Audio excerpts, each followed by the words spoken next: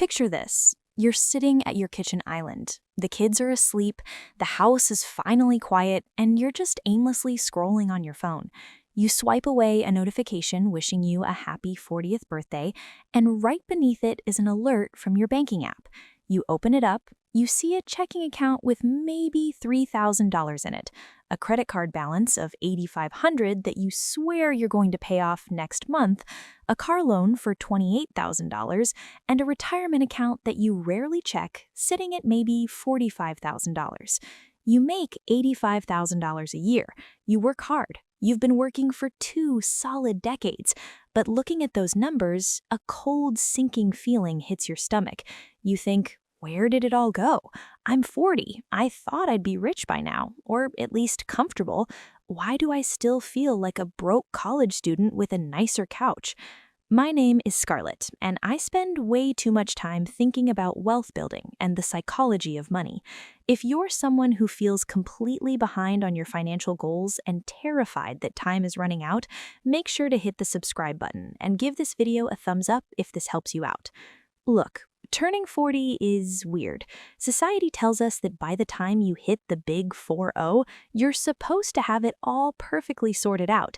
You're supposed to have the house with the manicured lawn, a fully funded college 529 plan for your kids, 0 bad debt, and a massive, gleaming investment portfolio. We have this collective financial belief, this deeply ingrained myth that your 30s are for getting rich and your 40s are for coasting. I'm going to challenge that right now because it is a complete lie. It honestly drives me crazy when I see brilliant, hardworking people beating themselves up over this. Let's look at the actual data, not Instagram data, not what your obnoxious neighbor claims he makes in crypto, but real data.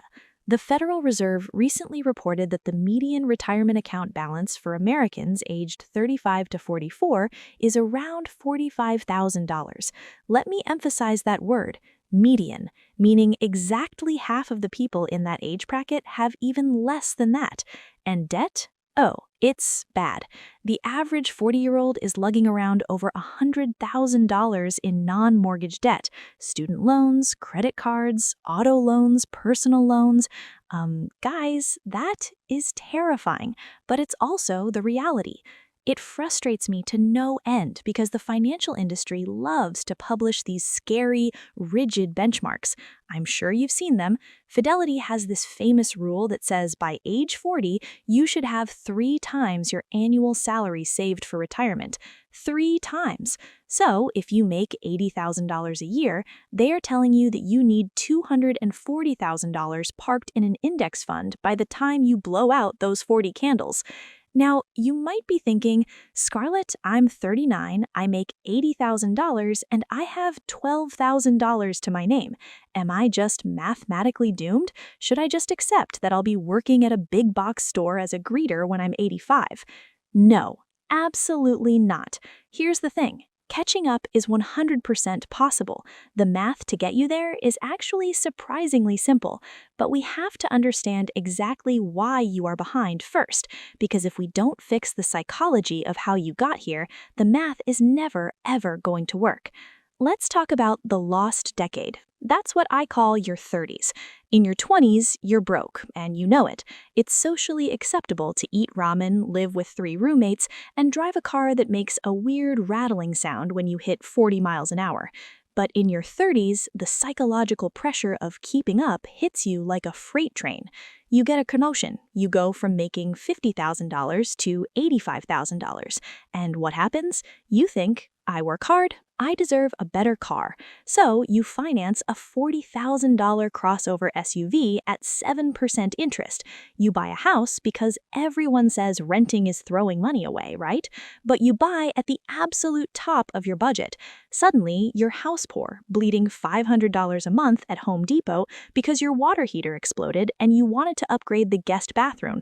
You have kids, and suddenly you're dropping $1,500 a month on daycare, plus organic snacks, plus travel soccer. It's like being on a financial treadmill. Every time your income goes up, you reach down and increase the speed of the treadmill by upgrading your lifestyle. You're running faster, sweating more, and making more money than you ever have in your entire life. But you're not actually moving forward. You're just exhausted. This is driven by what behavioral psychologists call social comparison theory. We don't judge our wealth by looking at our net worth statement. We judge our wealth by looking sideways at our peers. When your coworker buys a boat or your sister-in-law posts pictures from a luxury resort in Cabo, your brain subconsciously registers a deficit in your own life. And the easiest, fastest way to soothe that feeling of inadequacy is to spend money you don't have. We use credit cards to buy an illusion of success, effectively stealing from our 65-year-old selves to make our 40-year-old selves look cool on the internet.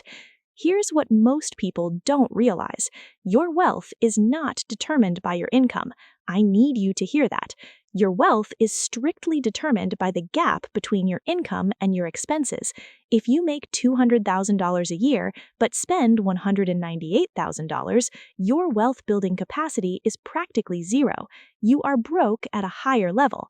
If you make $70,000 and spend $50,000, you are a financial powerhouse. You have a $20,000 wealth-building machine at your disposal. So, how do we catch up fast? If you are staring down 40 or you're already in your 40s, we need to deploy aggressive, hyper-focused strategies. We don't have time for cute little skip the daily latte advice. We need to do major financial surgery. Phase 1 of catching up fast is what I call the Ruthless Chop. This is where it gets really interesting because we have to kill the sacred cows of your budget. The biggest wealth destroyers for people in their late 30s and 40s aren't the lattes, they're cars and food. Let's look at the math. The average new car payment right now is hovering around $720 a month. Add in full coverage insurance, premium gas, and maintenance, and you are easily dropping $1,000 a month on a depreciating piece of metal that sits in a parking lot 95% of the time. Let's say you have a $600 a month car payment. You've convinced yourself you need a reliable car for your commute. Look, sell the car. I'm serious. Get out under the loan. Buy a $10,000 used Honda or Toyota with cash, or take out a tiny loan that you aggressively pay off in 6 months. Boom, you just freed up $600. Next, look at your dining out and grocery waste. The average middle-class family spends an astonishing $400 to $600 on restaurants, DoorDash, and takeout. Cut that to $100. There's another $400. You just found $1,000 a month. Now, you might be thinking, Scarlett, you're asking me to give up everything I enjoy. What kind of life is that? Here's the reality check. Being deeply in debt and terrified of retirement is not an enjoyable life either. The anxiety keeping you awake at 2 a.m. is far worse than the mild inconvenience of driving a 10-year-old Accord and meal prepping on Sundays. We're trading short-term, fleeting dopamine hits for long-term, indestructible financial peace. I had a client, let's call him Mark. Mark was 42, making $95,000 a year, and he came to me hyperventilating because his total net worth was a $15,000 401k and a mountain of credit card debt. He thought he needed to take on a side hustle working 30 hours a week driving Uber just to survive. I looked at his finances. He was paying $850 for a luxury truck he used to haul groceries. He was spending $400 a month on subscription boxes, streaming services he forgot about, and a high-end gym membership he visited twice a month. He was paying $1,200 in minimum payments on credit cards with a 24% interest rate. Mark didn't have an income problem. He had an allocation problem. We sold the truck. He hated me for a week, but we sold it. We canceled every single subscription. We took all that freed up cash, nearly $1,500, and we threw it like a grenade at his high-interest credit card debt using the Avalanche method. That's where you list your debts from the highest interest rate to the lowest and pay the top one while paying minimums on the rest. Within 18 months, Mark was entirely consumer debt-free. That $1,200 he used to send to Visa and MasterCard, that became his wealth-building tool. Which brings us to the math of catching up, and this is the part that should give you an immense amount of hope. Let's run the actual numbers, because I want to completely destroy this myth that it's too late for you. Let's say you are exactly 40 years old today. You have $0 invested, nothing. You are starting from absolute scratch. If you take that $1,500 a month we just found by doing the Ruthless Chop, and you just mindlessly, consistently invest it into a low-cost S&P 500 index fund every single month, what happens? Historically, the S&P 500 returns about 10% per year on average. But let's be conservative. Let's factor in inflation and say your real rate of return is 8%. You do this from age 40 to age 65. That gives you a 25-year runway. By the time you hit 65, that $1,500 a month turns into $1.42 million. Let me repeat that. $1.42 million. And out of that massive pile of wealth, you only actually contributed $450,000 of your own money out of your paychecks. The other $1 million? That is purely from the magic of compound interest. It's free money generated by your money working harder than you do. This is where it gets really interesting, because the compounding curve is back heavy. The first $100,000 is a brutal, agonizing slog. It feels like you're shoveling sand with a teaspoon. But once you cross that threshold, your money starts having babies, and those babies have babies. By the time you are in your 50s, your portfolio will literally be earning more money in a year than you do at your day job. Now, you might be thinking, Scarlett, investing $1,500 a month in the stock market sounds great, but what if the market crashes tomorrow? I can't afford to lose this money. Look, I get it. For those of us around this age, 2008 gave us severe financial PTSD. We watched people lose their homes, their jobs, and half their retirement accounts in a matter of months. But here's the thing. You are confusing volatility with loss. Let me give you an analogy. Investing in the stock market is like walking a dog on a really long leash while you're walking up a massive hill. The dog is running up ahead, falling behind, chasing a squirrel, darting back and forth. That dog is the daily, weekly, and yearly volatility of the market. It's chaotic, it's unpredictable. Sometimes it looks like it's going in the completely wrong direction. But the human holding the leash? That's the long-term trajectory of the global economy, and the human is steadily walking up the hill. If the market crashes 20% next year, you haven't lost a single dime unless you panic and sell your shares. When the market goes down, it just means stocks are on sale. It means your $1,500 a month is buying more shares of the greatest companies on earth at a massive discount. The only guaranteed way to lose your money is to leave it sitting in a checking account, where inflation eats 3% of its purchasing power every single year like a slow-moving virus. Once we've fixed the psychology of spending and we've automated your investments, we have to move to phase 2 of catching up fast, the income lever. You can only cut so many expenses before you're living in a cardboard box eating generic brand beans. Frugality has a hard floor, but your income has no ceiling. And if you are in your 40s, you are currently entering your peak earning years. You have 2 decades of specialized experience, industry knowledge, and professional maturity. But here's what most people don't realize. Corporate loyalty is financially devastating. There's a statistic from the Pew Research Center that absolutely blew my mind. They found that workers who change employers see significantly higher wage growth than those who stay put. People who job hop strategically every 3 to 4 years often see salary bumps of 10 to 20% per move. Meanwhile, if you stay at the same company, they'll pat you on the back, tell you you're family, and hand you a pathetic 3% cost of living raise that doesn't even cover the increased cost of your groceries. If you are 40 and you haven't aggressively negotiated your salary or shopped your resume around in the last 5 years, you are actively leaving hundreds of thousands of dollars on the table over the rest of your career. It's time to be ruthless with your career the same way you are ruthless with your budget. Update the LinkedIn profile, take that certification course, pivot into a higher paying branch of your industry. And when you do get that $15,000 raise, you do not upgrade your life. You pretend that money does not exist.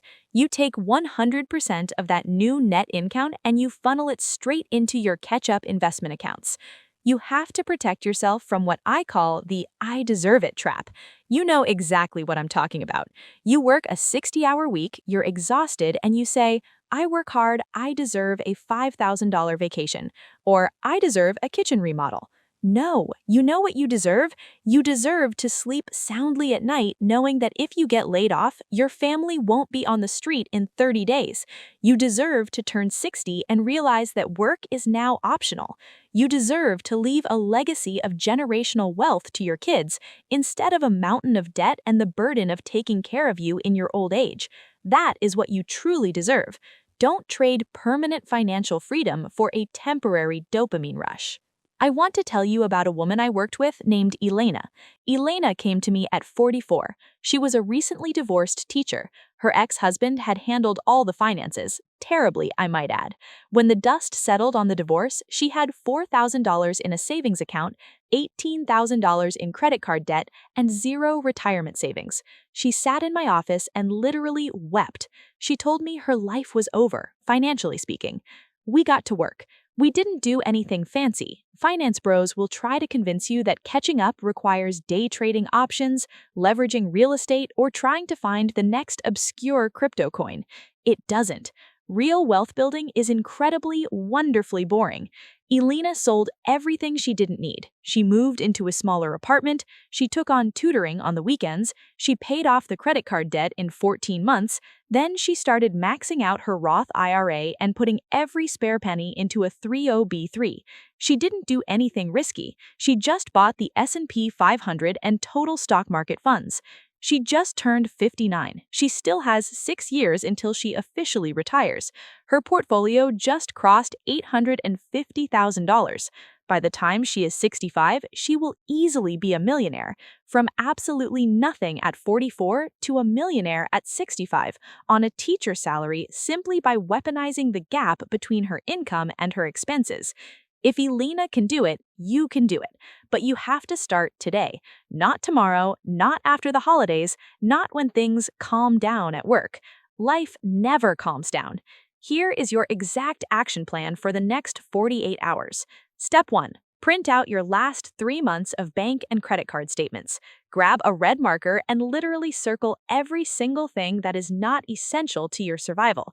Cancel the subscriptions, figure out exactly how much you are bleeding on food, and execute the Ruthless Chop. Step 2. Take that newly freed up cash and automate it. Open a brokerage account or increase your 401k contributions at work. Set it up so the money leaves your checking account the day after you get paid. If you don't see it, you can't spend it. Step 3. Attack the income side. Schedule a meeting with your boss to discuss what metrics you need to hit for a 15% raise, or spend 2 hours this weekend updating your resume to see what the open market will pay you. Look, being 40 is not the end of the game. It is literally the halftime show. You have 20 to 25 prime working years ahead of you. You have time, but you do not have time to waste. You can't afford another lost decade. You need to get angry at the system that convinced you debt is normal. You need to get frustrated enough with your current reality to actually make a radical change. I know it's daunting. I know the math can feel overwhelming at first, but the moment you take control of your money instead of letting your money control you, the anxiety melts away. It's replaced by an incredible sense of power and clarity. You can catch up. You will catch up. You just have to decide today is the day the excuses stop. If this video was exactly the wake-up call you needed today, please hit the like button so the algorithm shares this with more people who need to hear it. Subscribe to the channel so we can keep building your wealth together week by week. Leave a comment down below with the #1 expense you are chopping from your budget this month. I read every single one and I love seeing what you guys are cutting. Take a deep breath, log into your accounts, and go get your financial life back. I'll see you in the next video.